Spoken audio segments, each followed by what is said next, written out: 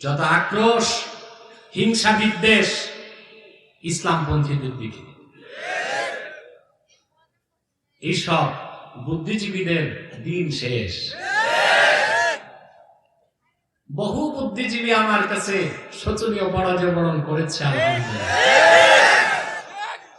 এখন ময়দানে খেলোয়াড় খুঁজে পাই না, খেলোয়াড় নাই, তাতেও লাভ, আসলেও লাভ।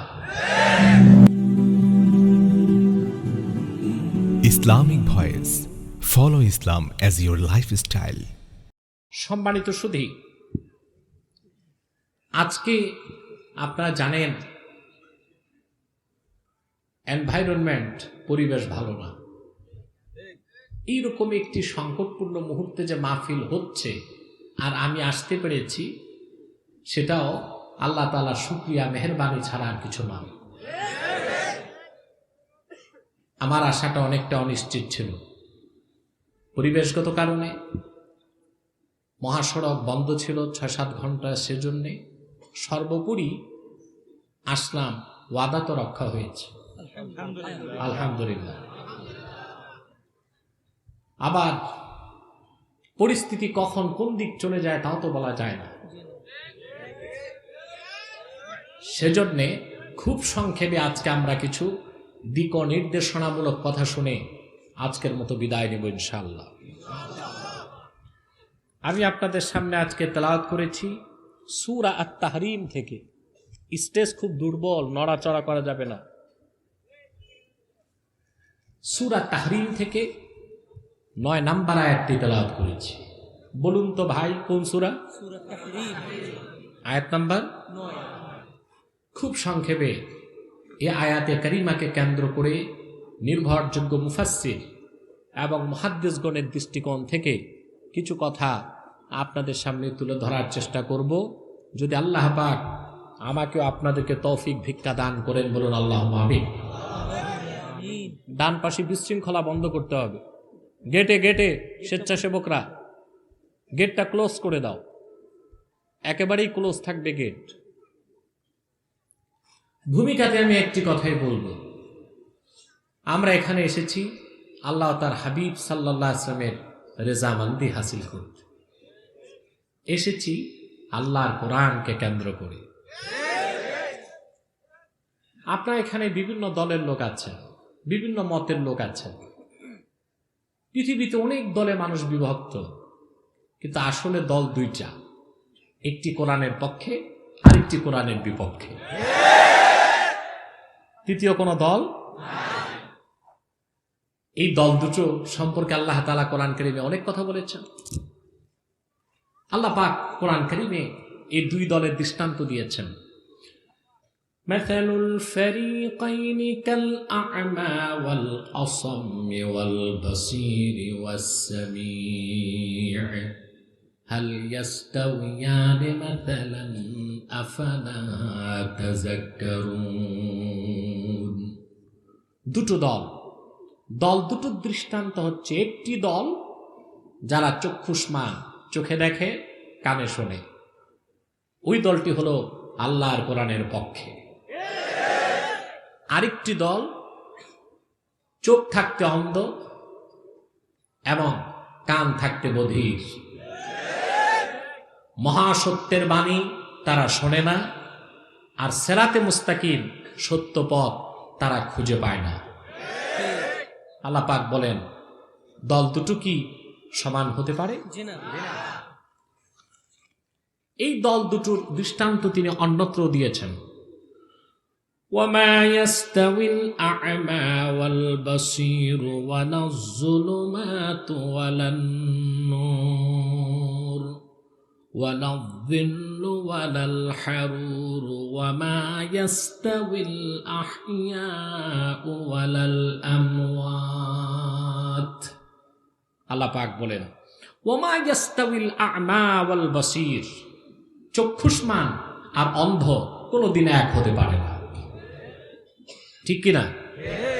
ওয়ালাজ যুলুমাত ওয়ালান নূর, নূর আলো আর অন্ধকার সমান হতে পারে না, ছায়া আর রোদ সমান হতে পারে না।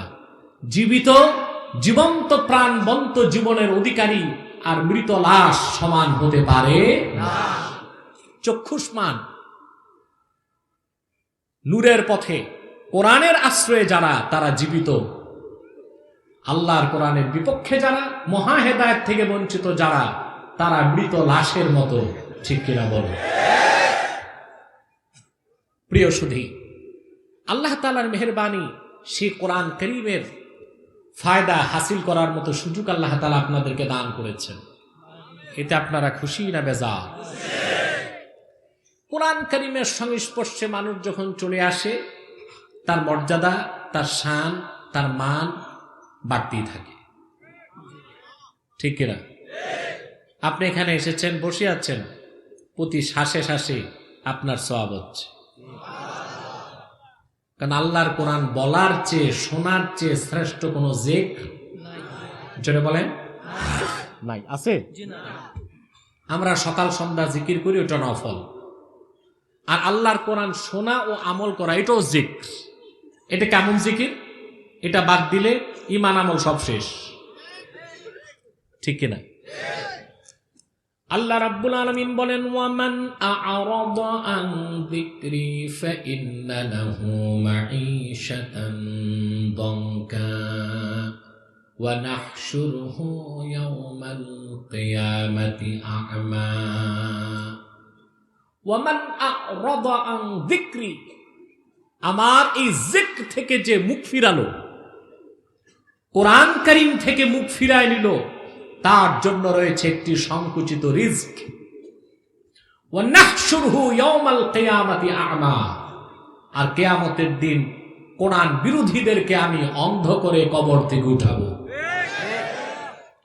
যত বড় বুদ্ধিজীবী হোক, ম্যাজিস্ট্রেট, ব্যারিস্টার, ডাক্তার, মন্ত্রী, এমপি, শিল্পপতি, বিত্তবান যেই হোক, কোরআন শরীফের বিপক্ষে যার অবস্থান, হাসরে সে অন্ধ হয়ে কবর থেকে উঠবে। মানুষগুলো আফসোস করে বলবে, ক্বালা রাব্বি লিমা হাশারতানি আ'মা ওয়া ক্বাদ কুনতু বাসীরা। আল্লাহ পাক, তুমি আমাকে অন্ধ করে কেন উঠালা? আমরা তো চক্ষুষ্মান ছিলাম। আল্লাহ তাআলা বলবেন, আমার আয়াত, আমার জিক্র, আমার হাবিবের মাধ্যমে আমি বিশ্ববাসীর কল্যাণে পাঠিয়েছিলাম, তুমি তা ভুলেছিলে, আজকে আমিও তোমাদেরকে ভুলে রইলাম। আমাদের সৌভাগ্য, কি সমস্যা? আমাদের সৌভাগ্য এ কোরআন কারীমকে আমরা আশ্রয় হিসেবে গ্রহণ করতে পেরেছি। এতে আমরা খুশি না বেজার? বেশি না কম? আমরা খুশি, আল্লাহ খুশি, মাখলুকাত খুশি, কুল কায়নাত খুশি, সৃষ্টিকুল খুশি, সব খুশি, শুধু বেজার শয়তান। জোরে বলেন, শয়তান বেজার। বেজার কে? শয়তান। শয়তানও বেজার, তার চালাচামুন্ডারও বেজার। এখন শয়তানের সব চেষ্টা ব্যর্থতায় পর্যবসিত হয়েছে, একটা বাকি আছে। একটু পরে তো মনে আছে শয়তান এটা হতে নাও দিতে পারে আপনাদের কাউকে। আমরা ন্যাক নিয়ত করে শয়তানের নাপাক গালে একটি চপেটা ঘাত করতে চাই। আমরা নিয়ত করছি কিছুক্ষণ পরে আজকের মুনাজাত করে গুনাহ মাফ করে নিষ্পাপ বেহেশতি আল্লাহওয়ালা হয়ে বাড়ি যেতে চাই। কারা কারা হাত তুলে আল্লাহ তাআলাকে দেখায়।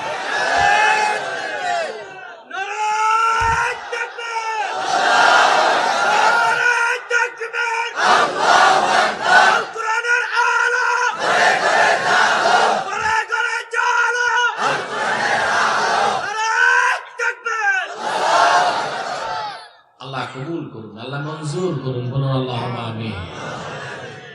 আমরা মূল আলোচনায় প্রবেশ করছি। আমার সঙ্গে আপনারা তিলাওয়াত করুন, যেন কোরআন কারীম পড়ার মাধ্যমে আমাদের দিলকে আল্লাহ তাআলা আলোকিত করে দেন। আমিন। করুন আউযু বিল্লাহি মিনাশ শাইতানির রাজীম। এদিককার লোকদের নামাই দেন। বিসমিল্লাহির রাহমানির রাহিম।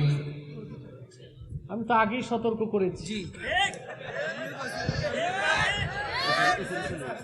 আপনারা সবাই নেমে যান, স্টেজ ছেড়ে দেন, সবাই সবাই, কোমর কারো ঠিক থাকবে না, সবাই নেমে যান, তোমরাও নেমে যাও।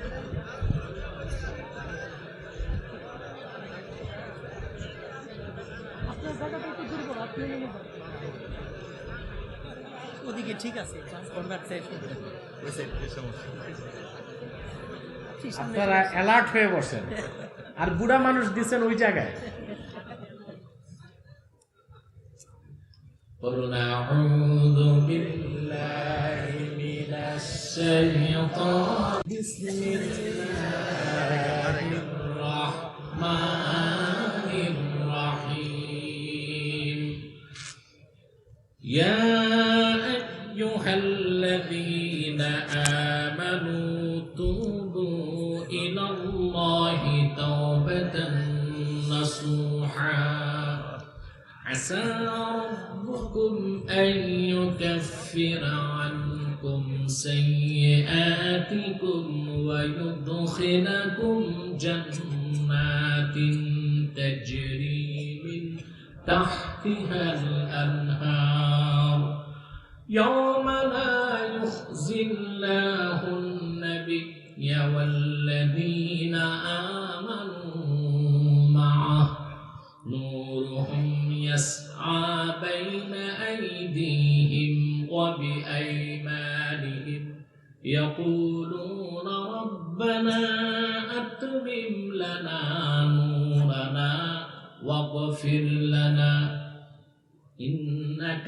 على كل شيء قدير صدق الله العظيم قرون صدق الله العظيم وصدق رسوله النبي الكريم ونحن على ذلك من الشاهدين والشاكرين والحمد لله رب العالمين আল্লাহ তাআলা সূরা তাহরীমে আপন হাবিব মুহাম্মদ সাল্লাল্লাহু আলাইহি সাল্লামের ঈমানদার উম্মতগণকে ডেকে বলেন, ইয়া আইয়ুহাল্লাযীনা আমানু, হে বিশ্বাসীগণ মুমিনগণ, তুবু ইলাল্লাহি তাওবাতান নাসুহা, আই তুবু ইলাল্লাহি তাওবাতান লা তুরাদ্দু ইনদাল্লাহ, তোমরা আল্লাহর কাছে তওবা নাসুহা করো।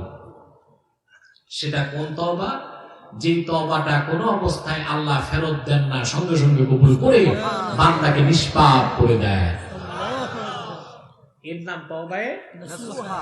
আমাদের কেউ মনে করতে পারি নাসুহা একটু মেয়েদের নাম মনে হয়, হয়তোবা নাসুহা নামে কোনো মেয়ে ছিল, তার তওবার কথা আল্লাহ বলতেছেন নাকি?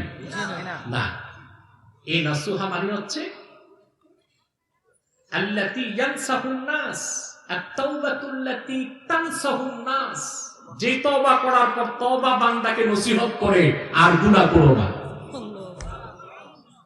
সুবহানাল্লাহ কইবেন না? যে তওবা বান্দাকে কি করে? আর গুনাহ করো না, নসিহত করে আর গুনাহ করো না। তাওবাতান মাকবুলাতান লা তুরাদ্দু, এমন তওবা যা করার সাথে সাথে কবুল হয়ে যায়, বান্দা শিশুর মতো নিষ্পাপ হয়ে যায়। ওই তওবার নাম কি? আমরা এতটুকু আগে বুঝবো, তারপর সামনে যাব। আল্লাহ তাআলার শ্রেষ্ঠ সৃষ্টি মানুষ, ঠিক কিনা? প্রিয় সৃষ্টি মানুষ, সুন্দরতম সৃষ্টি মানুষ। এই কুল কায়নাতে যা কিছু আল্লাহ তাআলা তৈরি করেছেন মানুষের জন্য। আল্লাহর উদ্দেশ্যমূলক সৃষ্টি মানুষ, আর সব মানুষের জন্য। তিনি বলেছেন, খালাকা লাকুম মা ফিল আরদি জামিয়া, এই ভূপৃষ্ঠে যা কিছু তৈরি করেছেন তিনি সব তোমাদের জন্য, আর তোমরা তার জন্য। আমরা কার জন্য?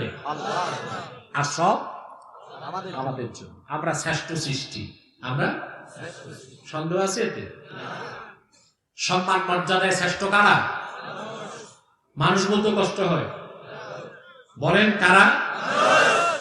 আল্লাহ রাব্বুল আলামিন বলেন, ওয়ালাকাদ কাররামনা বানি আদম ওয়া হামালনাহুম ফিল বাররি ওয়াল বাহরি ওয়া রাযাকনাহুম মিনাত الطيبات গোটা সৃষ্টিকুলের মধ্যে আমি বনি আদমকে শ্রেষ্ঠত্ব দান করেছি।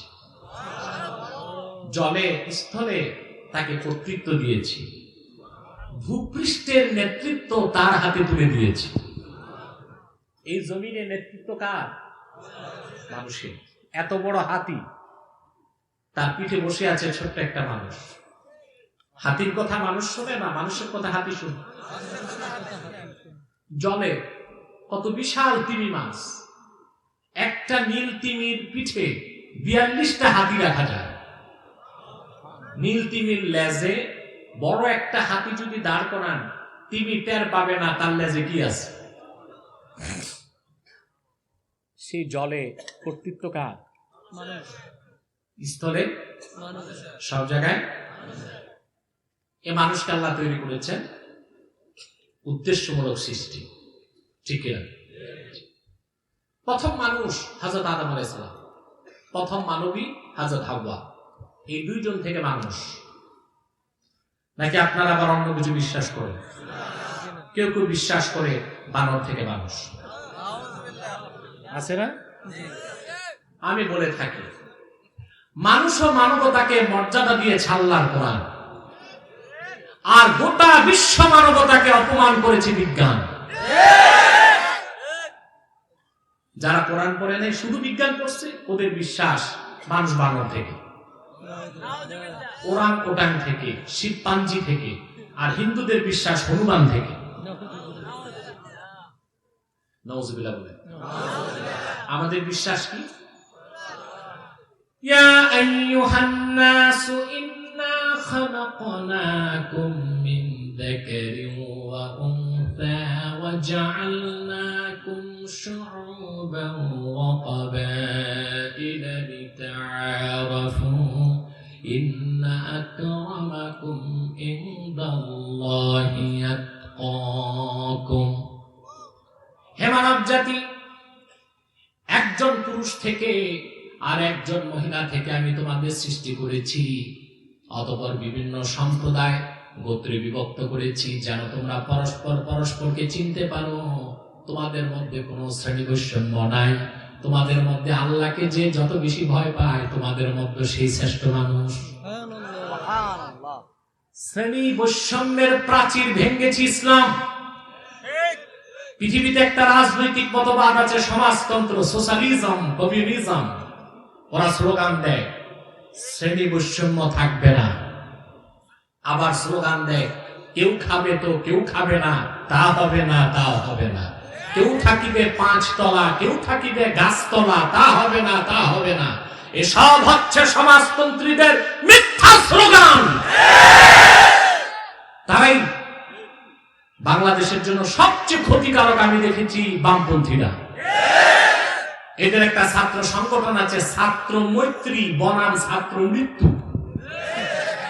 বিশ্ববিদ্যালয়ে তাদের খপ্পরে যে পড়ে, ওই ছাত্র শেষ।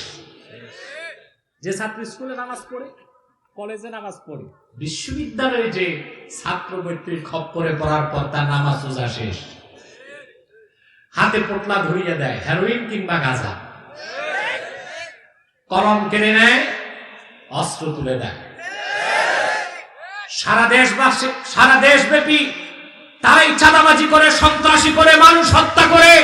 কিন্তু ইসলামের শত্রুরা সন্ত্রাসের আঙ্গুলটা মাদ্রাসার দিকে দেখায়।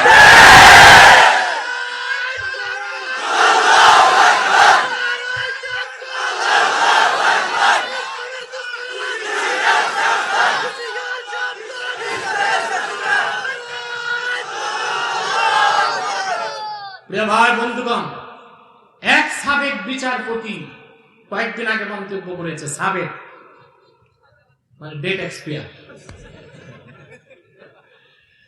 বলেছে মাদ্রাসা হচ্ছে সন্ত্রাসের আতুর ঘর। সে বলেছে, আমি তার তীব্র প্রতিবাদ করেছি। আমি বলেছি বাংলাদেশের কোন মাদ্রাসা থেকে সন্ত্রাসী তৈরি হয় না। তার বড় প্রমাণ, মাদ্রাসার ছাত্রগুলো বিশ্ববিদ্যালয়ের ভর্তি পরীক্ষায় ফার্স্ট, সেকেন্ড, থার্ড হয়। বিশ্ববিদ্যালয়ের ছাত্রগুলো চান্স পায় না, কিভাবে পাবে? আমার দেশের মাদ্রাসার ছাত্রগুলো সারা রাত তাহাজ্জুদ নামাজ পড়ে, দিনে কোরআন হাদিস পড়ে, তারাই তো প্রথম ইসলাম অধিকার করবে।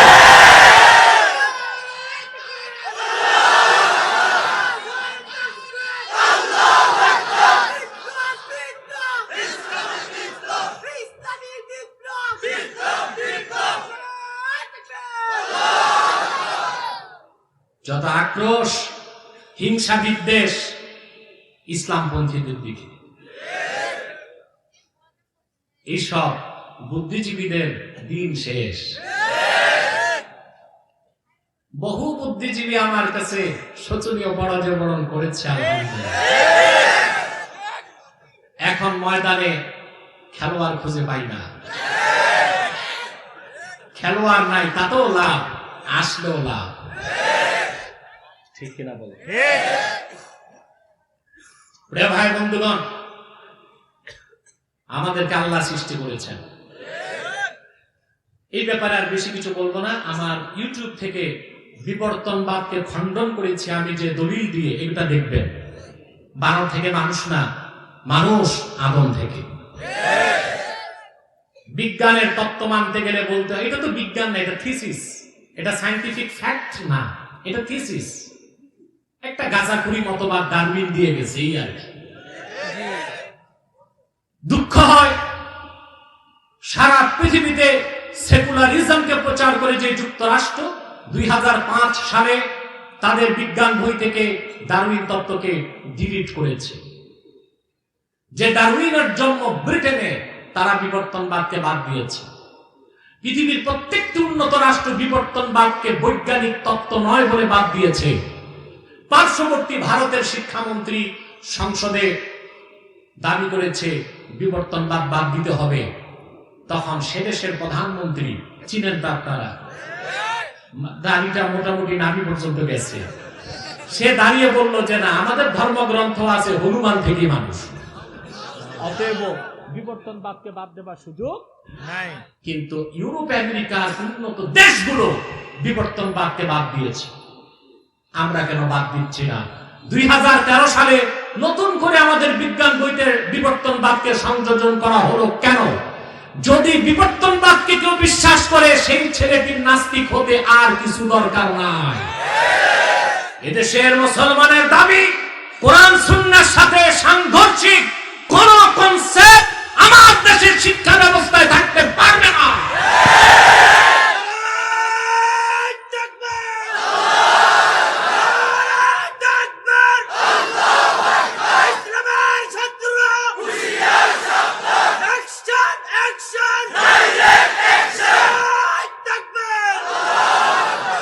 প্রিয় ভাই বন্ধুগণ, আল্লাহ আমাদেরকে সৃষ্টি করেছেন, উদ্দেশ্য আছে কোন? কথা বলেন।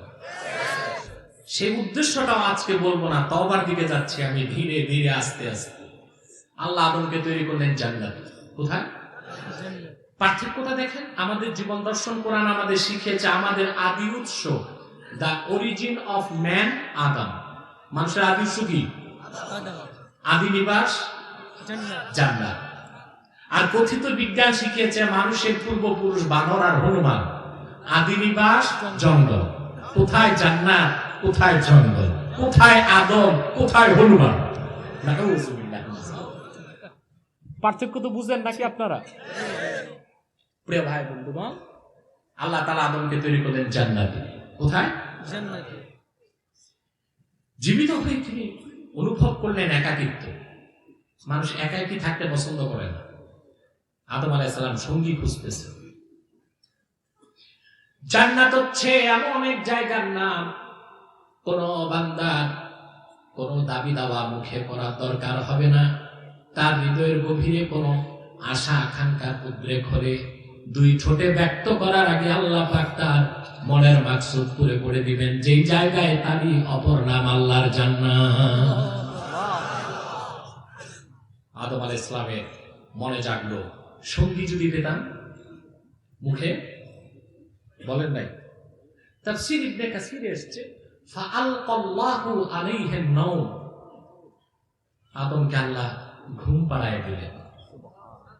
এটার তর্জমা আমি করব অ্যানেস্থেসিয়া করে দিলেন, অপারেশনের আগে যেটা করা হয়, ঠিক কিনা? তারপর আল্লাহ অপারেশন করলেন, আদম থেকে তার স্ত্রী হাওয়াকে বানালেন। সুবহানাল্লাহ, ঠিক কিনা? এটা কি আমরা ক্লোনিং বলতে পারি? জি আপনারা যারা বিজ্ঞান বই পড়েছেন ক্লোনিং শুনেছেন না? জি জি ক্লোনিং বিজ্ঞান করতে চাচ্ছে। ক্লোনিং অর্থাৎ এই মানুষটার কোষ নিবে, দেহকোষ, কোষের ভিতরে আছে ক্রোমোজোম, বুঝলেন, সেক্স ক্রোমোজোম, ওই ক্রোমোজোমের ভিতরে আছে ডিএনএ, ডিঅক্সি রাইবোনিউক্লিক অ্যাসিড। পড়ছেন না বিজ্ঞান বই?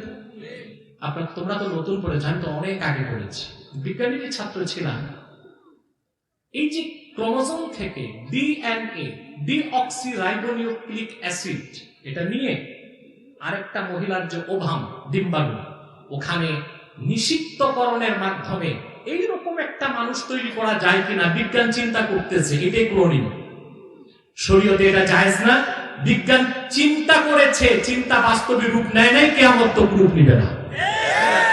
কিন্তু ক্লোনিং এর কনসেপ্ট প্রথম দিয়েছে ইসলাম, কারণ আদম আলাইহিস সালাম থেকে হাওয়াকে তৈরি করা হয়েছে দেহের অংশ থেকে, আদমের দেহের অংশ থেকে হাওয়া। পৃথিবীর প্রতিটি মানুষের জন্য বাবা লাগে, মা লাগে। আদম আলাইহিস সালামের বাবাও ছিল না, মাও ছিল না, হাওয়ারও বাবাও ছিল না, মাও ছিল না। একটি ব্যতিক্রম ঈসা, তার মা ছিল, বাপ ছিল না। এছাড়া পৃথিবীর প্রতিটি মানুষ পৃথিবীতে আসে পিতামাতার মিলনে, যৌন প্রক্রিয়ায়। আরেকটি হলো অযৌন প্রক্রিয়া, সেটাই হচ্ছে ক্লোনিং। আল্লাহ তাআলা আদম থেকে হাওয়াকে সৃষ্টি করেছেন আদমের অংশ থেকে, ঠিক কি না? এটা আল্লাহ কোরআন কারীমের মধ্যে বলেছেন, ইয়া আইয়ুহান নাসু ইত্তাকু রাব্বাকুমুল্লাযী খালাকাকুম মিন নাফসিন ওয়াহিদা ওয়া খালাকা মিনহা যাওজাহা ওয়া বাথা মিনহুমা রিজালান কাসীরান ওয়া নিসা। হে মানব জাতি, তোমরা তোমাদের রব আল্লাহ পাককে ভয় করো, যিনি তোমাদেরকে সৃষ্টি করেছেন আদম থেকে, আর তাকে সৃষ্টি করেছেন, তার থেকে সৃষ্টি করেছেন তার স্ত্রীকে। আদম আলাইহিস সালাম ঘুম থেকে উঠে দেখেন পরমা সুন্দরী স্বর্গীয় চেহারাধারী এক মহিলা তার সামনে বসা। সুবহানাল্লাহ, বলতে কষ্ট হয়। মহিলাটির নাম কি? হাওয়া না, হাওয়া তো বাতাস। হাওয়া সুম্মিয়াত হাওয়া বিতাশদীদ লিআন্নাহা খুলিকাত মিনাল হায়্য। হায়্যুন মানে জীবিত, জীবিত আদম থেকে তার স্ত্রী, এই জন্য হায়্যুন থেকে হাওয়া। নামটা মনে থাকবে? জি জি। উচ্চারণ মনে থাকবে? হযরত হাওয়া তাকে পেলেন, হযরত আদম খুশি হয়ে গেছেন, আদমের মনের মাকসাদ পূরণ হয়ে গেছে। আল্লাহ পাক আদমকে নির্দেশ করলেন। আল্লাহ রাব্বুল আলামিন বলেন, ওয়া কুল্লা ইয়া আদামু উসকুন আনতা ওয়া যাওজুকাল জান্নাতা ওয়া কুলা মিনহা রাগাদান হাইথু শি'তুমা ওয়া লা তাকরাবা হাদিহিশ শাজারাতা ফাতাকুনা মিনাজ জালিমিন। আল্লাহ বলেন, আমি আদমকে বললাম, আদম তুমি আর তোমার স্ত্রী পরমানন্দে বেহেশতে বসবাস করো। ওয়াকুলা মিনহা রাগাদা আই ওয়াসিআ, প্রাচুর্যের সাথে যা মন চায় বেহেশতে শুধু খাও। সুবহানাল্লাহ। ওয়ালা তাকরাবা হাদিহি শাজারা, একটি বৃক্ষের কাছে যেও না। বেহেশতে এতটুকু কাজ শেষ। ঘটনা বলার উদ্দেশ্য নয় আমার। আদম আলাইহিস সালাম শয়তানের ওয়াসওয়াসায় স্ত্রীর ইন্ধনে গন্ধম খেলেন, ঠিক কিনা? আল্লাহ তাআলা জান্নাত থেকে তাকে বহিষ্কার করলেন, তাকে এবং তার স্ত্রীকে। হযরত আদমকে অবতরণ করালেন শ্রীলঙ্কায়, হাওয়াকে আরবের জেদ্দায়। মা হাওয়ার কবরটাও জেদ্দাতে, আমি জিয়ারত করেছি। জেদ্দা মিউনিসিপ্যালিটির কবরস্থানে ওনার মাজার, আম্মা জান হাওয়া। মাথার কাছে বোর্ডে লেখা আছে উম্মুনা হাওয়া, অর্থাৎ মানব জাতির মা হাওয়া এখানে শুয়ে আছে। বলতে পারেন আদম আলাইহিস সালামের মাজার কোথায়? অনেক মুফাসসির বলেন মসজিদুল খায়েফ, মিনাতে যে মসজিদ, আপনারা হজ করেছেন, সাউন্ডটা ইকো কমবে, আওয়াজটা একটু পরিষ্কার হবে। নূর মাইক সবসময় ভালো সার্ভিস দেয়, আলহামদুলিল্লাহ। কথা বুঝতেছেন? মনে করবেন আমি অ্যাডভার্টাইজ করেছি বেনিফিটের জন্য, ওর লাভের জন্য। ওয়াজ মাহফিলের মাইক গুলো ডিস্টার্ব হলে খুব সমস্যা হয়, ঠিক কিনা? মসজিদুল খায়েফ, ওখানে আম্মা জান হাব্বা হযরত আদমের মাজার বা রওজা আছে। অনেক মুফাসসির এটা বলেন। কথা বুঝতে পারছেন? হযরত আদম আলাইহিস সালাম দুনিয়াতে আসলেন বেহেশতের নাজ ও নেয়ামত থেকে বঞ্চিত হয়ে দুনিয়ায় তিনি আসলেন। তাফসীরে খাজেনে এসেছে, ওনাকে যখন আকাশ থেকে নামানো হয়েছে ওনার নজরটা ছিল জমিনের দিকে। জান্নাত থেকে বের হবার পরে এত বেশি অনুশোচনা করলেন আদম, লাম ইয়ারফা রাসাহু ইলাস সামাই সালাসামিআতি সানা। লজ্জায় হযরত আদম 300 বছর তার দৃষ্টি আকাশের দিকে উঠান নাই। পৃথিবীতে আসলেন, তওবা করতে লাগলেন, রোনাজারি করতে লাগলেন। আল্লাহর পক্ষ থেকে কোনো জবাব নাই। হঠাৎ আদম আলাইহিস সালামের মনে পড়ল জান্নাতের কথা। সুবহান। কি মনে পড়ল? আল্লাহ তাআলা তাকে যখন সৃষ্টি করলেন জান্নাতে, আল্লাহকে তিনি সাজদা করছেন আদম আলাইহিস সালাম। فلما رفع رأسه فرأى نور محمد صلى الله عليه وسلم في سرادق العرش المعلى। তিনি যখন সাজদা থেকে মাথা তুললেন, মাথা তুলে আদম দেখেন আল্লাহ তাআলার আরশে আজিমে নূরে মুহাম্মাদি দেখা যায়। আরো দেখলেন যে রাওয়ায়াতটি ইমাম হাকিম করেছেন, ইমাম তাবারানি তার মুজামে করেছেন, ইরশাদুস আল্লামা ইবনু হাজার ইরশাদুস সারির লেখক, তিনি মাওয়াহিবুল্লাহ দুনিয়াতে এনেছেন। ইমাম সুয়ুতি হাদিসটি রওয়ায়াত করেছেন। বদরুদ্দিন আইনি উমদাতুল কারি শারহে বুখারীতে হাদিসটি এনেছেন। ইন্না আদামা রাআ ইসমা মুহাম্মদ সাল্লাল্লাহু আলাইহি ওয়াসাল্লাম মাকতুবান ফিল আরশ। সুবহানাল্লাহ। আদম আলাইহিস সালাম সাজদা থেকে মাথা তুলে আরো দেখলেন আল্লাহ তাআলার আরশে আজিমে আল্লাহ তাআলার নামের সাথে মুহাম্মদ সাল্লাল্লাহু আলাইহি ওয়াসাল্লামের নাম লেখা। অসংখ্য সহিহ রাওয়ায়াত আছে। আদম আলাইহিস সালাম আল্লাহকে প্রশ্ন করেছেন, মুহাম্মদ সাল্লাল্লাহু আলাইহি ওয়াসাল্লাম কে, যাকে তুমি এত ভালোবাসো? আল্লাহ পাক বলেছেন, যদি মুহাম্মদ সাল্লাল্লাহু আলাইহি ওয়াসাল্লামকে সৃষ্টি না করতাম, আকাশ জমিন বানাতাম না, তোমাকেও সৃষ্টি করতাম না। পৃথিবীতে এসে শত শত বছর তিনি তওবা করলেন, তওবা কবুল। বেহেশতের কথা মনে পড়লো, যা 5টি মারফু মুত্তাসিল সনদে হাদিস 5টি পাওয়া যায়। কয়টি? মওযু যঈফ সব বাদ দিল, 5টি মারফু মুত্তাসিল সনদে হাদিস পাওয়া যায়। আদম আলাইহিস সালামের জান্নাতে সে কথা মনে হলো, তিনি আল্লাহর কাছে হাত তুলে তওবা করলেন।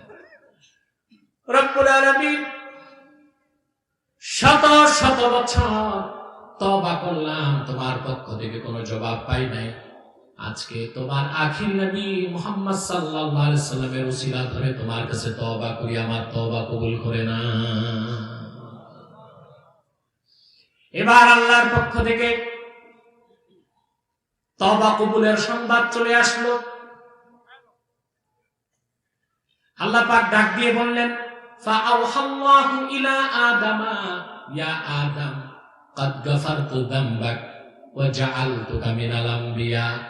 রে আদম, তোমার তওবা কবুল করতে চাই নাই, কিন্তু আমার হাবিব মুহাম্মদ সাল্লাল্লাহু আলাইহি সাল্লামের উসিলা ধরার কারণে আমি আল্লাহ তোমার তওবা কবুল করে নিলাম, শুধু তাই নয়, তুমি আদমকে আমি আল্লাহ নবী হিসেবে কবুল করে নিলাম। তওবা তো কবুল হয়ে গেছে। এখন কি শব্দে তিনি তওবা করবেন? তওবা কবুল হবে আল্লাহ খোঁজ খবর জানাই দিচ্ছেন। কি শব্দে তওবা করবেন শব্দ তো জানতে হবে। কোরআন কারীম সাক্ষী, আল্লাহ পাক বলেন فتلقى آدم من ربه كلمات فتاب عليه إنه هو التواب الرحيم। সঙ্গে সঙ্গে আদম তওবা কবুল হয়ে গেছে। তওবা কিভাবে করবেন? আল্লাহর পক্ষ থেকে কিছু শব্দ পেলেন। সুবহানাল্লাহ। কি শব্দ পেলেন তাও কোরআন কারীমে আছে। ربنا ظلمنا أنفسنا وإن لم تغفر لنا وترحمنا لنكونن من الخاسرين। পারেন আপনারা? জীবনের সব গুনার কথা মনে করে একবার পড়েন রব্বানা যালামনা আনফুসানা ওয়া ইন লাম তাগফির লানা ওয়া তারহামনা লানাকুনান্না মিনাল খাসিরিন। হে আমাদের রব, নিজেদের উপর জুলুম করেছি, যদি তুমি মাফ না করো ক্ষতিগ্রস্তদের কাতারে শামিল হয়ে যাব। আল্লাহ তো তওবা কবুল করে ফেলেছেন। আদমকে ডাক দিয়ে বলেন, আদম শুধু তোমার তওবা কবুল করলাম না, কিয়ামত তক তোমার বংশধর যারা আসবে তাদের জন্য তওবার দরজা খোলা রাখলাম। তারা পাপ করবে, গুনাহ করবে, অন্যায় করবে, আমার কাছে তওবার মাধ্যমে আত্মসমর্পণ করলে আমি সব গুনাহ মাফ করে দিব।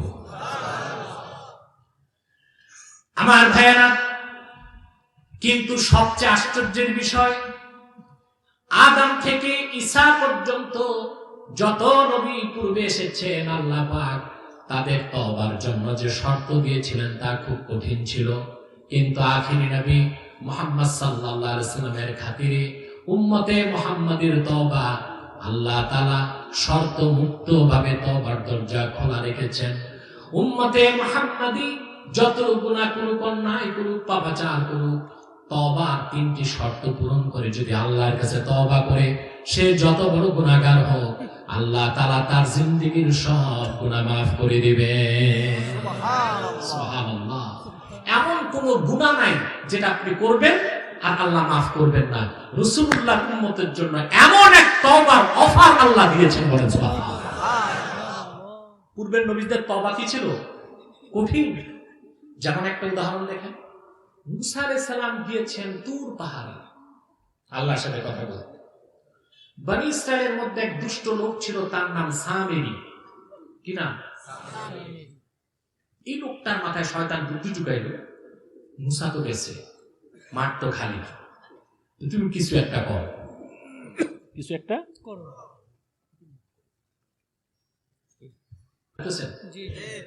সামির প্রচার করলো, বনি ইসরাইল মুসা তো তোমাদের ধোঁকা দিচ্ছে, সে ভাগছে আর আসবে না। মুসা নবীর বড় ভাই ছিলেন হারুন আলাইহিস সালাম। বড়কে বলেন তো মুসা না হারুন? হারুন আলাইহিস সালাম। এটা জানেন? জি। হারুন আলাইহিস সালাম বললেন যে না, তিনি অচিরেই আসবেন। সামিরি বলল, শোনো, মুসাও নাই, আমরাও অভিভাবক শূন্য, তো একটা খোদা যদি না থাকে ইবাদত করবো কেমন করে? যত মহিলা ছিল বনি ইসরাইলের, তাদের কাছ থেকে সোনা রূপা নিয়ে আগুনে গলিয়ে, সোনার রূপার তো বড় বানাইতে পারেনি, একটা বাছুর বানাইছে। বুঝলেন না? সামিরি দেখেছে মুসা আলাইহিস সালামের কাছে জিবরিল যখন ঘোড়া নিয়ে আসতেন, ঘোড়ার পা যেখানে পড়তো ঘাস হয়ে যেত। সে মাটিটা সে বরকত বুঝে পোটলা বেঁধে রেখে দিছিল। বাছুরটা বানানোর পর বাছুরের মুখে মাটিটা দিতেই তার মধ্যে জীবনী শক্তি চলে আসবে, এটা হাম্বা হাম্বা শুরু করছে।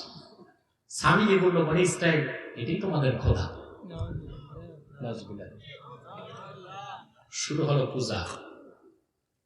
মুসা আলাইহিস সালাম ফিরে আসলেন, শিরক দেখে রাগ বরদাস্ত করতে পারলেন না, কোরআন কারীম সাক্ষী। বড় ভাইকেও ছাড়লেন না, বাম হাতে ধরলেন তার দাড়ি, ডান হাতে দিলেন এক থাপ্পড়। তুমি থাকতে বনি ইসরাইল শিরক কেমন করে করলো? বলে আমার বাধা শুনে নেয়। মুসা আলাইহিস সালাম আল্লাহর কাছে ক্ষমা চাইলেন, আল্লাহ বললেন আমি ক্ষমা করব। যুগের পর যুগ বনি ইসরাইলকে তীর ময়দানে আল্লাহ অ্যারেস্ট করলেন। কোথায়? একটা উন্মুক্ত জেলখানা, এই বাইরে যাওয়ার সুযোগ নেই। আর শিরকের সাথে সরাসরি যারা নেতৃত্ব দিয়েছে, আল্লাহ পাক বললেন তারা তওবাও করবে, মৃত্যুদণ্ড হবে। তওবা করবে, মৃত্যুদণ্ড হবে। কথা বুঝতেছেন? তওবাটা কঠিন ছিল কিনা? আমাদের শরীয়তে কেউ যদি মুসলমান হবার পরে মুরতাদ হয়ে যায়, তাকে 3 দিন সময় দিতে হবে তওবা করার জন্য। কয়দিন? 3 দিনে সে যদি তওবা করে নেয়, ইসলামের শরীয়ত মতে সে মুরতাদ মাপ পেয়ে যাবে। শুধু এক প্রকার মুরতাদ তওবার পর মাপ পাবে না। কয় প্রকার মুরতাদ বুঝেন? মুসলমান সে যদি কুফর করে, সে মুরতাদ। শরীয়তে তার শাস্তি কি? রাসূলুল্লাহর হাদিস সহিহ বুখারী 2য় খণ্ড কিতাবুল ইরতিদাদ এসেছে, মান বাদদালা দীনাহু ফাকতুলু, যে মুরতাদ হয় তাকে কতল করো। কিন্তু ইসলামী শরিয়ার নিয়ম 3 দিন সময় দেওয়া হবে। কয়দিন? 3 দিন। তওবা করো। কি করো? তওবা। যদি মুরতাদ 3 দিনে তওবা করে, তার গুনাহ আল্লাহ মাফ করবেন, শরীয়তের আদালতও সে। কথা বলছেন না, ঘুমাচ্ছেন নাকি আপনারা?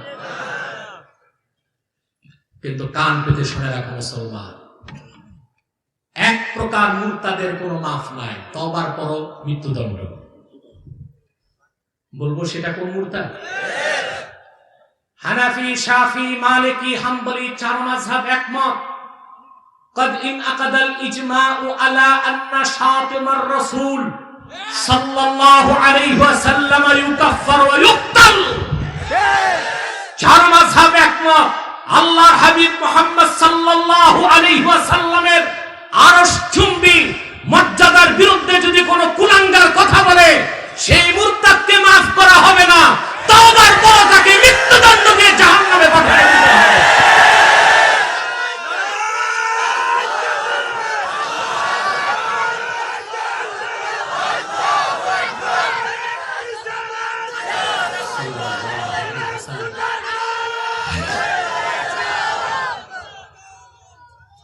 এই রকম মুরতাদের কোনো মাফ নাই।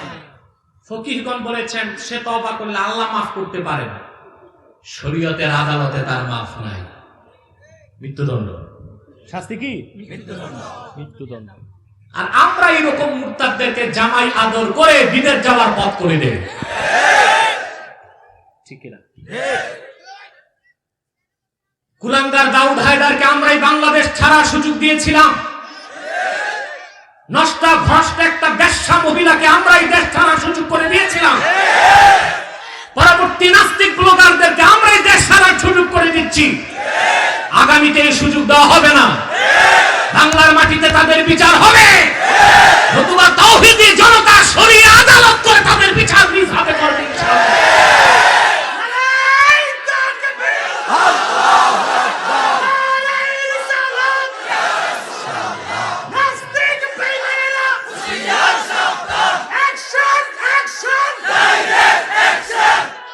আমার ভাই বন্ধুগণ, এছাড়া মুরতাদকে ক্ষমার সুযোগ, অন্য মুরতাদ ক্ষমার সুযোগ কয়দিন সময়? আপিল কয়দিন? 3 দিন সময়। 3 দিন তুমি বুঝো তুমি অপরাধ করছো। এখানেও আবার একটা নিয়ম আছে, শরীয়তের মুফতি যে তাকে বুঝাবে যে এই এই দলিলে তোমার কুফর হয়েছে, তোমার বক্তব্য বলো। সে যতবার বুঝতে চায় শরীয়তের মুফতি তাকে বুঝাবে। কি করবে? বুঝাবে। কয়দিন? 3 দিন। চতুর্থ দিন আমাকে নাস্তিকরা প্রশ্ন করেছিল, মুরতাদকে কতল করার কথা বলেন আপনারা, এটা কি মানবাধিকার লঙ্ঘন নয়? আমি তাদেরকে বুঝিয়েছি, সুন্দরভাবে বুঝিয়েছি। কোন মানুষ যদি রাষ্ট্রদ্রোহিতায় ধরা পড়ে, পৃথিবীর প্রত্যেকটি আইনে তার একমাত্র শাস্তি মৃত্যুদণ্ড। সেটাকে মানবাধিকার লঙ্ঘন নয়? কথা বুঝেন নাই? শুধু বাংলাদেশ নয়, বিশ্বের প্রতিটি রাষ্ট্রের সাংবিধানিক আইন হচ্ছে, যদি সে দেশের নাগরিক রাষ্ট্রদ্রোহিতায় প্রমাণিত হয়, তার শাস্তি কি? মৃত্যুদণ্ড। বর্তমান ইউরোপের কয়েকটা দেশ নিয়ম করেছে যাবজ্জীবন কারাদণ্ড, কিন্তু সারা দুনিয়ার নিয়ম মৃত্যুদণ্ড। যদি রাষ্ট্রদ্রোহীকে মৃত্যুদণ্ড দিলে অমানবিক না হয়, মুরতাদ তো ইসলাম দ্রোহী। ইসলাম দ্রোহীকে মৃত্যুদণ্ড দিলে কেন অমানবিক হবে? কেন মানবাধিকার লঙ্ঘন হবে? তোমাদের বুদ্ধিজীবীদের মানবাধিকার বুঝি আমরা, জিএমটিটি, জাতে মাতাল তালে ঠিক। ইসলামের পক্ষে ইসলামপন্থী কথা বললে সেখানে তোমরা সন্ত্রাস এবং মৌলবাদের গন্ধ খুঁজো, আর নাস্তিক বেঈমানরা কথা বলে ইসলামের বিরুদ্ধে, সেখানে তোমরা মুক্ত চিন্তা ও বাক স্বাধীনতা খোঁজো। চলবে না ভণ্ডামি। আমার যুব সমাজের চোখের পর্দা সরে গেছে, আর বাংলাদেশে ভণ্ডামি চলবে না। চেতনার নামে, সংবিধানের নামে, আইনের নামে ভণ্ডামি চলবে না। এই বাংলার স্বাধীনতার মূল চেতনা ইসলাম ও মুসলমান।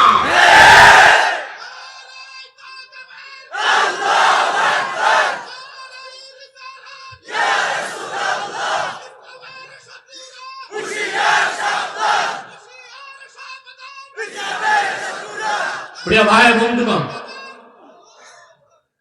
আল্লাহ কবুল করুন। আমিন।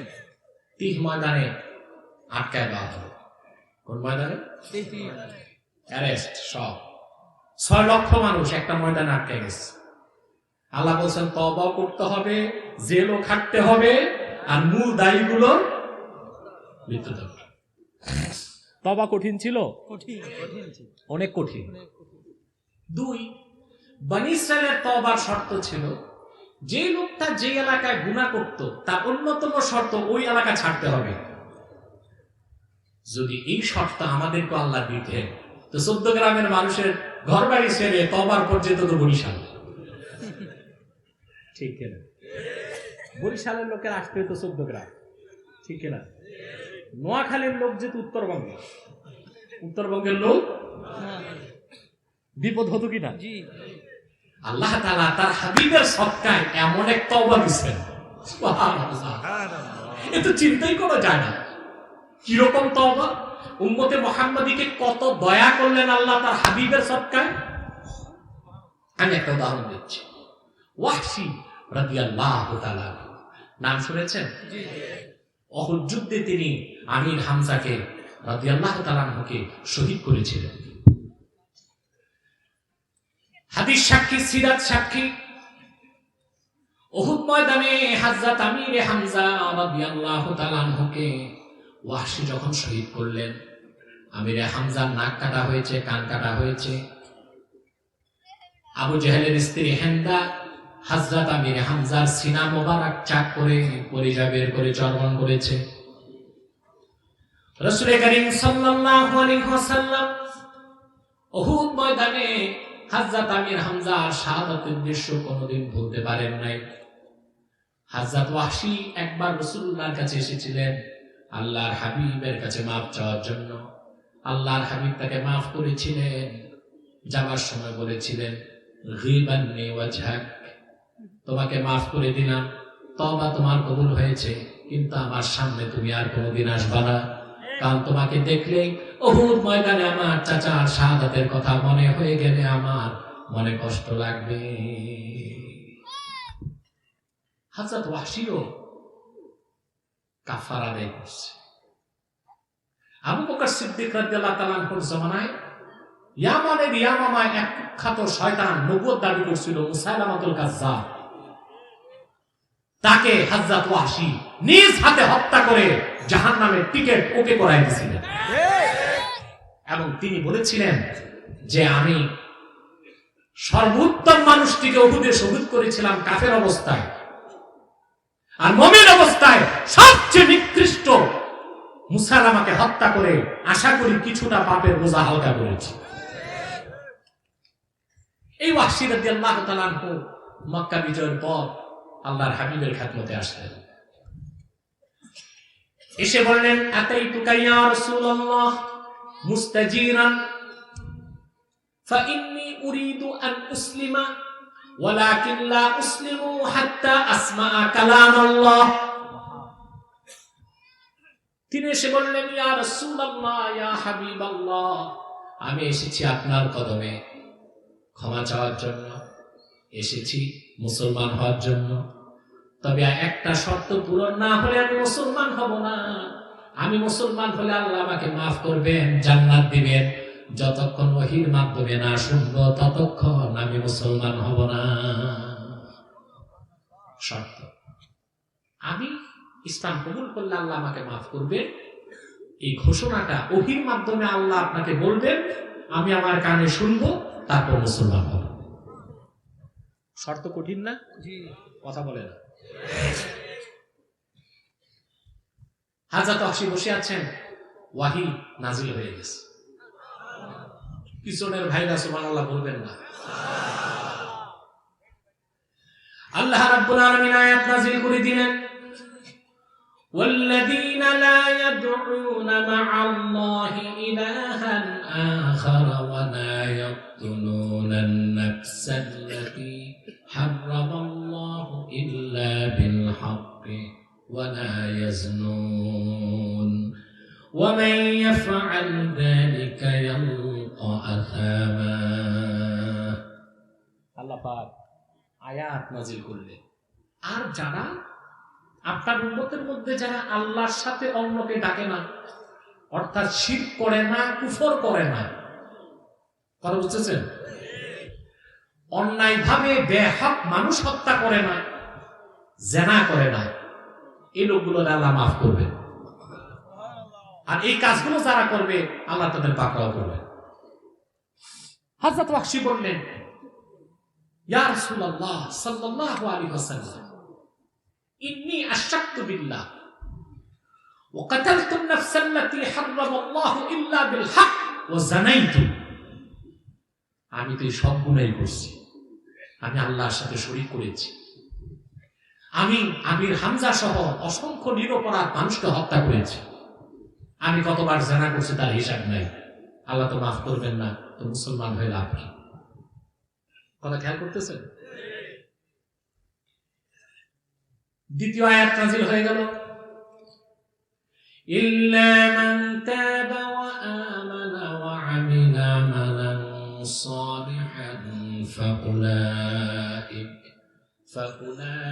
ইউবাদদিলুল্লাহু সাইয়্যাতিহিম হাসানাত ওয়া কানা আল্লাহু গফুরার রহিমা। আল্লাহ পাক বললেন, হাবিব সাল্লাল্লাহু আলাইহি ওয়াসাল্লাম, ওয়াহশী সহ গোটা বিশ্ব মানবতাকে আমার পক্ষ থেকে খোঁজ খবর দিয়ে দেন, শিরক করেছে, কুফর করেছে, সমস্যা নাই, তাদের মধ্যে যারা তওবা করবে, ঈমান আনবে, নেক আমল করবে, আল্লাহ পাক তাদের জীবনের সব গুনাহগুলোকে আমল নামায় সওয়াবের দ্বারা বদল করে দিবে। ওয়াহশী বললেন, ইয়া রাসূলুল্লাহ, মুসলমান হওয়ার সুযোগ নাই আমার। আল্লাহ হাবিব বললেন, কেন? তিনি বললেন, ইন্নী আরা ফীহি শারতান ওয়া হুয়াল আমালুস সালিহ। আল্লাহ তো শর্ত দিবেন, তওবা করলেও হবে না, তওবার পর ঈমানের পর নেক আমল করতে হবে। আমি তওবাও করব, ঈমানও আনবো, কিন্তু নেক আমলের গ্যারান্টি আমার নাই। কথা খেয়াল করতেছেন? জি। কে কে ঘুমাচ্ছেন? হাত উঠান। দুই একটা হাত উঠছে, জি, হাত উঠছে, আবার জিনাও বলতেছে। আমরা কথাগুলো খেয়াল করছি। তিনি বললেন, আমি তওবাও করব, ঈমানও আনবো, কিন্তু নেক আমলের গ্যারান্টি। সুবহান। তৃতীয় আয়াত নাযিল হয়ে গেল,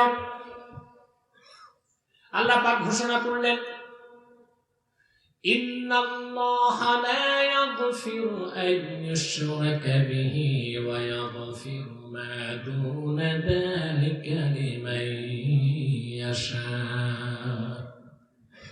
আল্লাহ পাক ঘোষণা করলেন, হাবিব সাল্লাল্লাহু আলাইহি ওয়াসাল্লাম ওয়াহশী সহ तमाम বিশ্বের মানুষকে খোঁজ খবর দিয়ে দেন, নিশ্চয়ই আমার বান্দাদের মধ্যে যারা আল্লাহর সাথে অন্যকে শরীক করবে না, তার মানে শিরকের গুনাহ করবে না, কুফরির গুনাহ করবে না, এছাড়া যত বড় গুনাহ করুক আল্লাহ পাক ইচ্ছে করলে বিনা তওবায় মাফ করে দিবে।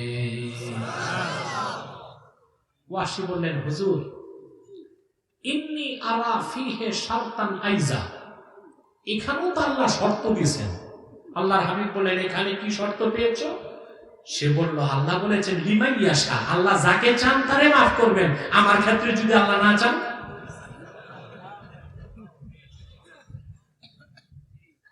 খেয়াল করতেছেন? এবার চূড়ান্ত হুকুম আসলো, قل يا عبادي الذين أسرفوا على أنفسهم لا تقنطوا من رحمة الله إن الله يغفر الذنوب جميعا। আল্লাহ তাআলা ডাক দিয়ে বলেন, হাবিব সাল্লাল্লাহু আলাইহি ওয়াসাল্লাম ওয়াহশী সহ तमाम পৃথিবীর মানুষকে আমার পক্ষ থেকে রহমতের বাণী শোনায় দেন। আপনি বলুন, হে আমার বান্দারা, তোমরা যারা জুলুম করেছো নিজেদের উপর, আল্লাহর রহমত থেকে নিরাশ হও না। যদি তওবা করতে পারো আল্লাহ পাক জীবনের সব গুনাহ মাফ করে বিনা আযাবে ফার্স্ট চান্সে জান্নাত দিয়ে দিবেন। সুবহানাল্লাহ। চিন্তা করেন মুসলমান, লক্ষাধিক নবীর কাউকে আল্লাহ এইরকম তওবা দেন নাই, শুধু আপন হাবিব মুহাম্মদ সাল্লাল্লাহু আলাইহি সাল্লামের খাতিরে উম্মতে মুহাম্মদীকে এমন তওবা দিয়েছে। সে তওবা করবেন, সে তওবাটার নাম কি? নসুহা বিবির তওবা। জি না, আত-তাওবাতুল্লাতী তানসাহুল আবদ। বান্দাকে তওবা, এমন তওবা, এই তওবা করার পর বান্দা লজ্জায় গুনাহ করে না। এই তওবার নাম তওবায়ে নসুহা। এটার আরেকটা সংজ্ঞা হচ্ছে তাওবাতান মাকবুলাতান লা তুরাদ্দু ইনদাল্লাহ। এই তওবা করলেই আল্লাহ তাআলা কবুল করে নেয়। সুবহানাল্লাহ। এই তওবার পদ্ধতিটা বলে দিব? জি। তিনটা শর্ত। কয়টা? তিনটা। আপনি যত বড় গুনাহগার হন, তওবা নসুহা যদি করেন, আল্লাহ ওয়াদা করেছেন আপনাকে মাফ করবেন। সুবহানাল্লাহ। কয়টা শর্ত? তিনটি শর্ত। ইমাম নববী রাহমাতুল্লাহি আলাইহি তিনি ব্যাখ্যা করেন তিনটি শর্ত তওবা নসুহার জন্য। তার প্রথমটি হলো অনুশোচনা, নাদামাত। আপনার তওবার মেরুদণ্ড, প্রথম শর্ত, তওবা অস্তিত্ব লাভ করবে যদি সেই তওবার মধ্যে নাদামাত থেকে, অনুশোচনা থাকে। আপনি যে গুনাহের কাজ করেছেন, নামাজ পড়েন নাই, রোজা রাখেন নাই, মানুষের হক মেরেছেন, জিনা করেছেন, ব্যভিচার করেছেন, অন্যায় করেছেন, শরীয়ত বিরোধী কাজ করেছেন, সেই জন্য অনুশোচনার আগুনে আপনার গুনাহকে জ্বালাতে হবে।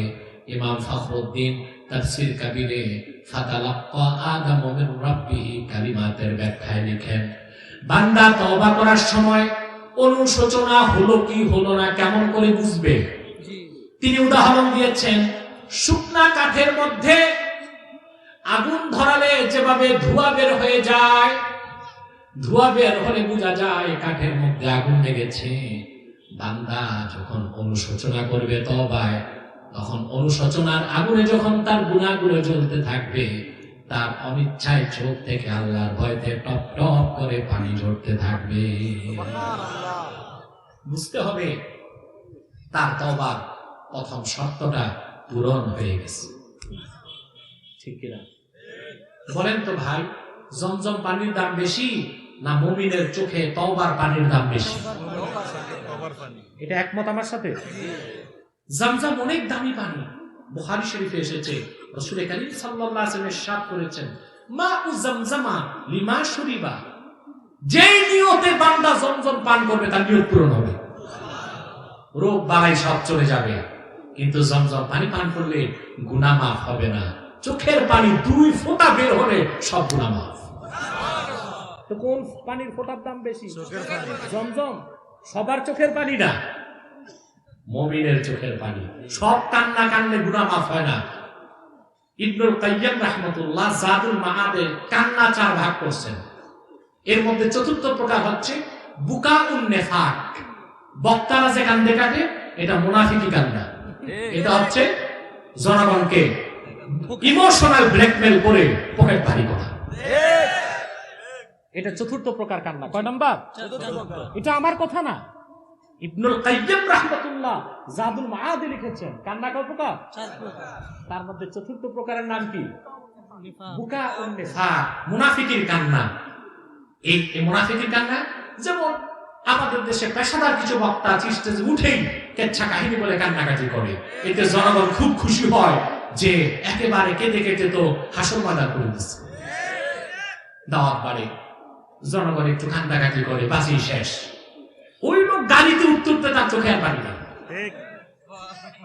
এই কান্নায় কাজ হবে অন্তর থেকে, ভিতর থেকে 2 ফোঁটা চোখের পানি যদি তওবার সময় আপনার গণ্ডদেশে আসে, আল্লাহর কসম আপনার গুনাহগুলো সব ধুয়ে মুছে সাফ হয়ে যাবে।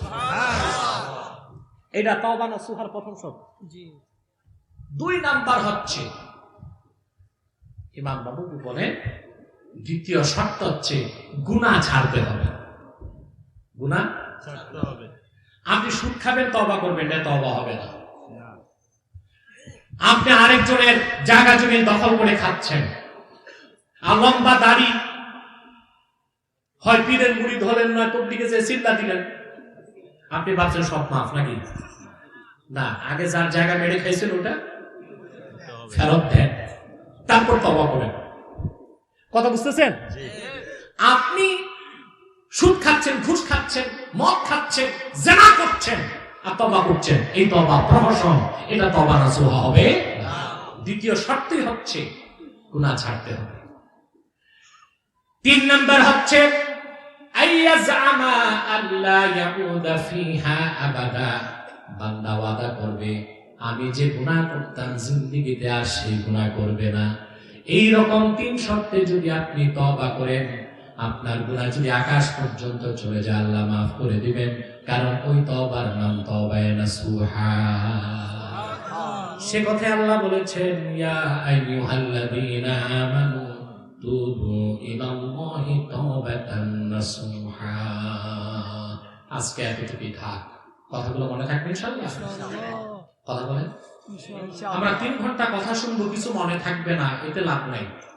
কম সময়ে আজকে আমরা অনেক বেশি কথা শুনেছি। কথা বলে না। জি জি। কম সময়ে অনেক অনেক বেশি কথা শুনেছি। যদি আমল করেন আপনারাও বেঁচে যাবেন, আমিও আপনাদের সাথে বেঁচে যেতে পারি যদি আল্লাহ কবুল করেন। আমিন। তাহলে আমরা আজকে তওবা শিখলাম। কি শিখলাম? তওবা। এই তওবার নাম কি? এই তওবার শর্ত কয়টা? 3টা। 1 অনুশোচনা করা, 2 গুনাহ ছাড়া, 3 আর কখনো। ও একটা কথা তো বাকি আছে। আই মিয়া সাহেব, তোমরা যে উঠছো যে আলোচনা শেষ চলে যায়, তোমরা কি আউলিয়ায়ে কেরাম? তোমাদের কি দোয়া মুনাজাত লাগে না? একটি লোক দাঁড়াবার চেষ্টা করবেন না। এত এই মাজমায় এতগুলো মানুষ, আপনার তওবা তো কবুল হয়ে যেতে পারে, দোয়া তো কবুল হয়ে যেতে পারে। আমরা তো নিজেই আমি আগে বসেছি, আগেই ছেড়েছি, যেন আপনাদের যেতে কষ্ট না হয় দূরে, ঠিক কিনা? তারপরও আপনাদের এলাকার হিসেবে আমি একটু দেরিতে এসেছি। আপনাদের এখানে 9টা থেকে আলোচনা করে, ঠিক না? আমি আসছি 10টার দিকে, নাকি প্রায় 10টার দিকে, তো একটু দেরিতে এসেছি। তারপরও আলহামদুলিল্লাহ আমরা যথেষ্ট কথা শুনেছি, আর অন্যান্য আলোচক কথা বলেছেন। আমি যে কথাগুলো বলছি, এই যে তওবার কথা বললাম, এটা যদি আপনি আল্লাহর হক নষ্ট করেন, নামাজ পড়েন নাই, রোজা রাখেন নাই, হজ করেন নাই, যাকাত দেন নাই, কিন্তু যদি আপনি বান্দার হক নষ্ট করেন, আল্লাহ মাফ করবেন না। 4র্থ শর্ত আছে, সেটা হচ্ছে বান্দার কাছ থেকে মাফ নিতে হবে। বান্দার কাছ থেকে মাফ নিতে হবে। আপনি অন্যায়ভাবে একটা লোককে মিথ্যা মামলা দিয়ে জেল খাটালেন,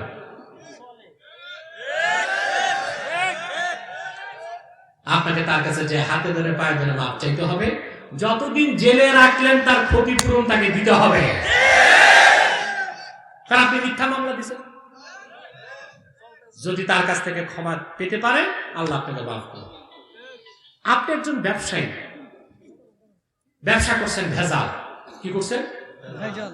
কাউকে চাল কম দিচ্ছেন, ডাল কম দিচ্ছেন, খাদ্যে ভেজাল করেছেন। 30 বছর ব্যবসা করছেন।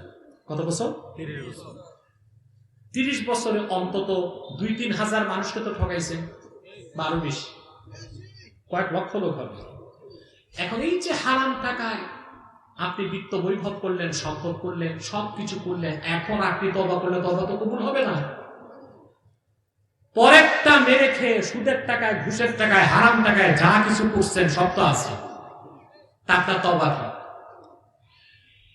ইমামে আজম আবু হানিফা রাহমাতুল্লাহ বলেছেন, সুদের টাকায়, ঘুষের টাকায়, হারাম টাকায় যে সম্পদ করেছেন, আপনি বাড়ি করেছেন, গাড়ি করেছেন, ফ্যাক্টরি করেছেন, ইন্ডাস্ট্রি করেছেন, যা কিছু করেছেন পরের টাকায়, হারাম টাকায়, সবটুকু দান করে দিতে হবে। গরিব মিসকিনকে সোয়াবের আশা করা যাবে না। যদি সোয়াবের আশা করে দান কবুল হবে না, আপনিও বেঈমান হয়ে যাবেন। সুদ, ঘুষ, হারাম টাকা দান সদকা করবেন না। কিন্তু আফসোস, আমাদের দেশে মসজিদ মাদ্রাসায় অনেক সময় সুদখোর, ঘুষখোররাই বড় বড় ডোনেশন করে। এই জন্যই তো মসজিদগুলোতে নামাজ কবুল হয় না, দোয়াও কবুল হয় না। আপনারা কি করবেন? সুদখোর, ঘুষখোরের টাকা মসজিদ মাদ্রাসায় নিবেন? কথা বলে না। মাহফিলে নিবেন? যদি সুদখোর, ঘুষখোর জোর করে টাকা দেয়, ওইটা দিয়ে আপনারা পেশাবখানা বানায় দিবেন। কি বানায় দিবেন? মনে থাকবে? সুদের টাকা, ঘুষের টাকা, হারাম টাকা কখনোই আপনারা গ্রহণ করবেন না। কারণ হারাম টাকা, সুদের টাকা, ঘুষের টাকা দান খয়রাত করে সওয়াবের আশা করলে আপনি বেঈমান হয়ে যাবেন। এখন আপনি দুর্নীতিবাজ ব্যবসায়ী, বুঝলেন? এই যে বাংলাদেশে একটা দুদক আছে, এই দুর্নীতিবাজ খুঁজে খুঁজে ধরে। কি ধরবে? আপনি ভূত তাড়াইতে সরিষা, সরিষার মধ্যে ভূত। দেখা গেল গভর্নমেন্টের ইন্টেলিজেন্ট ব্রাঞ্চ সেই দুদকের এক বড় অফিসারকে ঘুষ খাওয়ার অপরাধে গ্রেফতার করে ফেলছে। মানে ভূত তাড়াতে সরিষা, সরিষার মধ্যে, ঠিক কিনা? আরেকবার দেখলাম বিএসটিআই, যারা ঘুরে ঘুরে হোটেলে, দোকানে, রেস্তোরাঁয় দেখে খাদ্যের মান ঠিক আছে কিনা। ম্যাজিস্ট্রেট এসে হোটেলে ঢুকছে, ওই বেটা যে 10,000 টাকা মগেনি দিচ্ছে, সাংবাদিক তো ধরে ফেলছে। সাংবাদিক মানে তো সাংঘাতিক, ঠিক কিনা? ওই লোকের চাকরি গেছে, ভেজাল ধরতে এসে ভেজালে নিযুক্ত হয়ে গেছে, ঠিক কিনা? তাহলে যদি আপনি পরের সম্পদ মেরে খেয়ে থাকেন, কার সম্পদ? পরের সম্পদ, সুদ, ঘুষ, মিথ্যা মামলা দিচ্ছেন, বাড়ি দখল করছেন। আমার দেশে সবচেয়ে জুলুম হয় এতিমদের উপর। আমার এক বাচ্চাদের সম্পদকে চাচা জেঠারা কেড়ে খায়, মামলা মোকদ্দমা দিয়ে তাদেরকে ভিটে বাড়ি ছিন্ন করে দেয়। আপনাদের উচিত সমাজে, এলাকায় মাজলুমের পক্ষ নিবেন, জালেমের পক্ষ কোনোদিন নিবেন না। সত্য জালেমের পক্ষ নেই। জালেমের পয়সা আছে, মাতবর বিচারে বসে পঞ্চায়েতে রায়টা জালেমের পক্ষে যায়, মাজলুমের পক্ষে যায় না। কেন? জালেম তো তাকে 2 পাইস পকেটে দিচ্ছে, ঠিক কিনা? সেজন্য বলি, মাজলুমের পক্ষ নিবেন, জালেমের পক্ষ নিবেন। যেভাবেই আপনি পরের হক নষ্ট করেছেন, আপনাকে তা ফেরত দিতে হবে। কি করতে হবে? কাকে দিবেন? যারটা আপনি নষ্ট করেছেন, কিন্তু তাকে যদি না পান,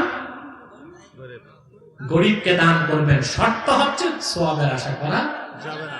এই চতুর্থ শর্ত পূরণ করবেন, আপনি বান্দার হক নষ্ট করলেও আল্লাহ আপনাকে মাফ করে দিবেন। এটাই তাওবায়ে নাসুহা। এই শর্ত পূরণ করতে হবে। সাদাকাল্লাহুল আযীম ওয়া সাদাকা রাসূলুহুন নবিয়ুল কারীম ওয়া নাহনু আলা যালিকা মিনাশ শাহিদিন ওয়াশ শাকিরিন। আলহামদুলিল্লাহ রাব্বিল আলামিন। আবার মাইক দিয়ে কি করব? জি, কে কে দোয়া চাইছে না? আচ্ছা আচ্ছা আচ্ছা, আমি সব বলে দিব না, আপনি বলে দিবেন। জি, প্রিয় ভাই বন্ধুগণ, অনেক কষ্ট করেছেন, ঠান্ডাটাও বেড়ে যাচ্ছে, আমি আর আপনাদেরকে কষ্ট দিচ্ছি না, এখন বিদায় নিচ্ছি। আমি একটা দাওয়াত দিচ্ছি, আগামী 1 ডিসেম্বর মুন্সিহাট দারুস সাআদ কারামাতিয়া খানকা শরীফের মাহফিল, জানেন তো আপনারা মুন্সিহাটের মাহফিল, যেখানে সভাপতি থাকেন আমাদের বংশের মুরাব্বি হযরত আল্লামা শাহ সুফি ফারুক সিয়ার সিদ্দিকী পীর সাহেব জমপুরি। ইনশাআল্লাহ তিনি খুব জলদি আসতেছেন। আমার সাথে কথা হয়েছে, মুন্সিহাটের স্বপন এসেছে। আচ্ছা আচ্ছা, স্বপন পৌঁছেছে দাওয়াত আপনাদের কাছে। আপনারা ইনশাআল্লাহ আজিজ উপস্থিত থাকবেন মাহফিলে, ইনশাআল্লাহ আমি থাকবো, আপনারা যাওয়ার চেষ্টা করবেন, পারবেন তো ইনশাআল্লাহ? আল্লাহ তাআলা কবুল করুক, মঞ্জুর করুক, বলুন আল্লাহুম্মা আমিন। আমি আর কষ্ট দিচ্ছি না, বিদায় লগ্নে আপনাদের একটু হুঁশিয়ার করে যাচ্ছি। আপনার এখানে বিভিন্ন দলের মতের মানুষ আছেন না? কিন্তু আমি আগেই বলেছি, এই বসো, বেশি তাড়াহুড়া।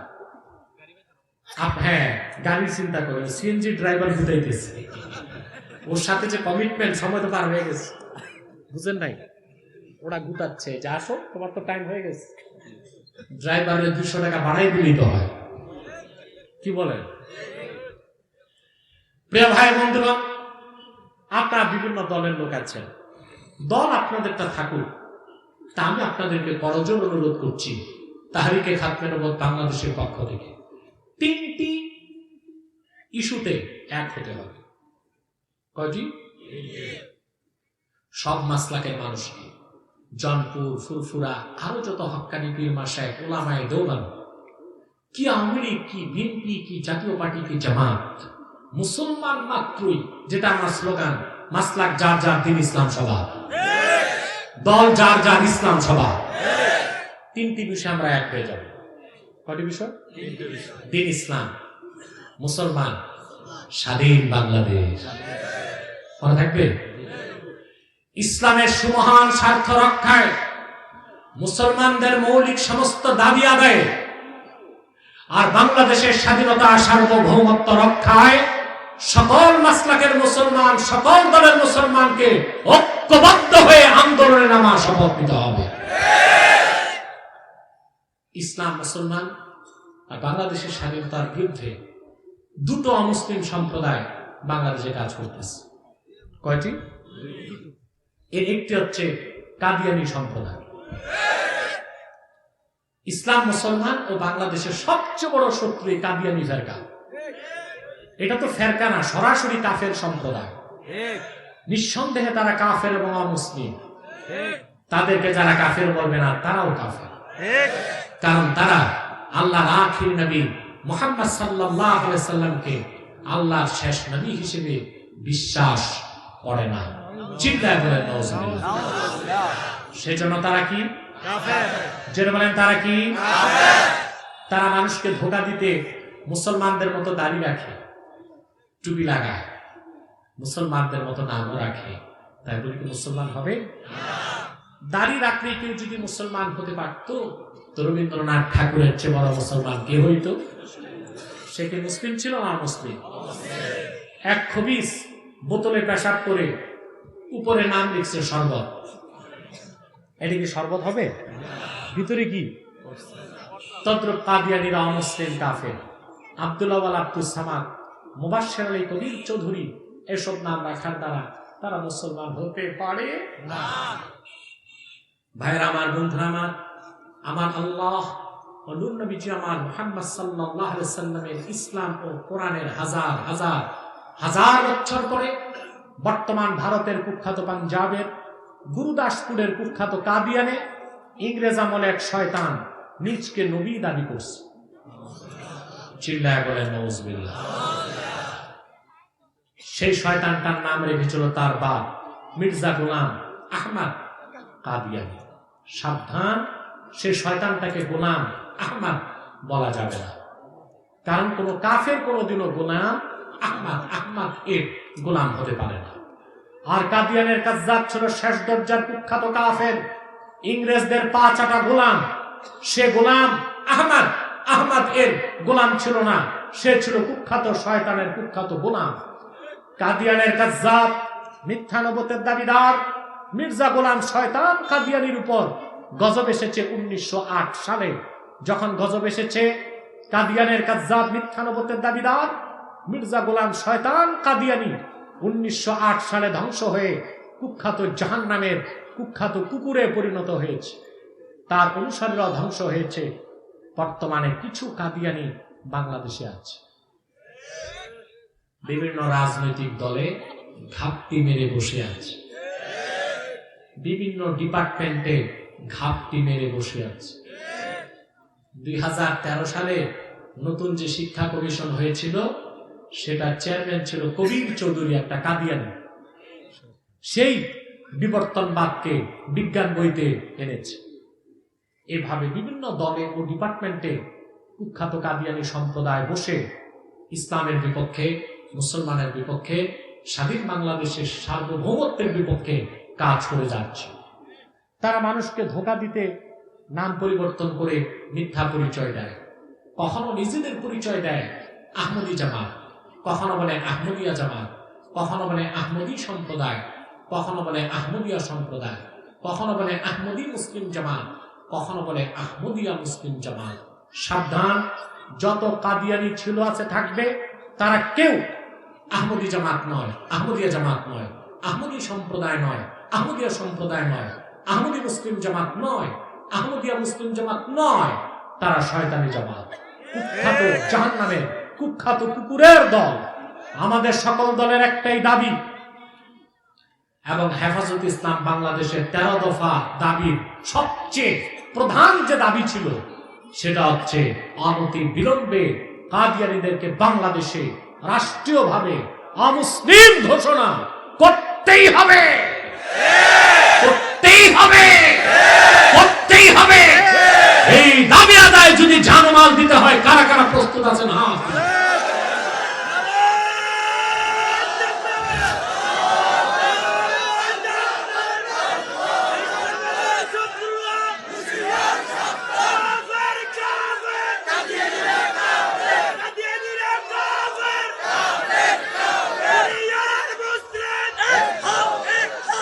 প্রিয় ভাই বন্ধুগণ, অর্থনৈতিকভাবে তাদেরকে সাহায্য করবেন না? করবেন? করেন আপনারা? করেন তো। প্রাণ কোম্পানির জিনিস তাদের, সেজান কোম্পানির জুস, RFL এর পণ্য তাদের, প্রথম আলো, ডেইলি স্টার, কালের কণ্ঠ, এগুলো তাদের। এগুলো ধরবেন না, কিনবেন না, বেচবেন না। মনে থাকবে? মনে থাকবে? আরেকটি অমুসলিম সম্প্রদায় বাংলাদেশে কাজ করে যাচ্ছে। এটা হচ্ছে ঈসাই তরিকা। এটা খ্রিস্টানদের একটা শাখা। এরা নিজেদেরকে বলে ঈসাই তরিকা মুক্ত মুসলমান, আসলে তারা খ্রিস্টান। তারা বলে যে আমরা মুসলমান, তবে ঈসার উম্মত মুসলমান। ঈসার উম্মত মুসলমান না খ্রিস্টান? তাদের সংখ্যা বাংলাদেশে এখন 9.5 লক্ষ পার হয়েছে। কোথায় আছেন মুসলমান? কোনো খোঁজ খবর নাই। অবাধে তারা ধর্ম প্রচার করে যাচ্ছে। আর তাদের বিরুদ্ধে যারা কাজ করে, আমাদের ভাই মাওলানা জুবায়েরকে গ্রেফতার করে রাখা হয়েছে। আমি তার মুক্তির দাবি করে যাচ্ছি। আফসোস, এদেশের কোন আলেম তার পক্ষে মুক্তির জন্য একটি কথাও বলল না, কিন্তু আমি বলে যাচ্ছি, এতে আমার চা হয়ে হোক। মাওলানা জুবায়ের সাহাব, যিনি কালিম সিদ্দিকীর হাতে গড়া খলিফা, যিনি এই দেশে সকল কাফের মুশরিক খ্রিস্টান মিশনারির বিরুদ্ধে কাজ করে যাচ্ছে, আমরা দোয়া করি আল্লাহ তাকে মুক্ত করুন। উন্মুক্ত ভাবে আল্লাহ দ্বীনের পক্ষে কাফের মুশরিকদের রদ করার ক্ষেত্রে তিনি যে কাজ করেন, তার জন্য করে যেতে পারে। বলেন আল্লাহুম্মা আমিন। 3, আরেকটা ফিতনা এখন বাংলাদেশে শুরু, হিজবুত তাওহীদ। এটা আপনাদের এলাকায় আছে কিনা জানি না। নাই, ও চিরে ঢুকবে, কারণ ওদের টার্গেট 64 জেলা। হিজবুত তাওহীদ এটা একটা মারাত্মক কুফরি আকীদা তাদের। তাদের বিশ্বাস দাজ্জাল বলতে কোনো মানুষ হবে না, আমেরিকায় দাজ্জাল। ইমাম মাহদি বলতে কিছু নাই, ঈসা রুহুল্লাহ আকাশ থেকে নামবে, এগুলো তারা বিশ্বাস করে না। তারা মনে করে নামাজ সোজা, এটা কোনো ইবাদত না, ট্রেনিং। ওযু থাকলেও নামাজ হবে, না থাকলেও নামাজ। নাউজুবিল্লাহ। পর্দাকে তারা মোটেও বিশ্বাস করে না, তারা বলে ফ্রি মিক্সিং, লিভ টুগেদার, ছেলে মেয়ে রাজি, ক্যা করেগা কাজী। বিয়েকে তারা বিশ্বাস করে না, পর্দাকে তারা বিশ্বাস করে না। যুব সমাজকে আর বিশেষ করে আমার দেশের সরল সহজ মেয়েদেরকে তারা বিভ্রান্ত করে দিচ্ছে। আপনারা সাবধান থাকবেন। বক্তারা যখন আসে এলাকায় ওয়াজ করতে, তাদের একটু ইঙ্গিত দিবেন যে কাফের মুশরিকদের বিরুদ্ধে, বাতিল ফেরকার বিরুদ্ধে একটু মানুষকে সতর্ক করেন। এই কাজগুলো যেভাবে করা দরকার, আমার দেশের পেশাদার বক্তারা তা করে না। তারা ঝোপ বুঝে কোপ মারে, যেখানে যা দেখে অবস্থা বুঝে সেভাবে বক্তব্য রাখে। সেজন্যই এত মাহফিল হচ্ছে বাংলাদেশে, জনগণের কোনো পরিবর্তন হচ্ছে না। আল্লাহ আমাদের সকলকে দিনের পক্ষে যতটুকু কাজ করছি তার জন্য ইখলাসের সাথে করা তৌফিক দান করেন। বলুন আল্লাহ।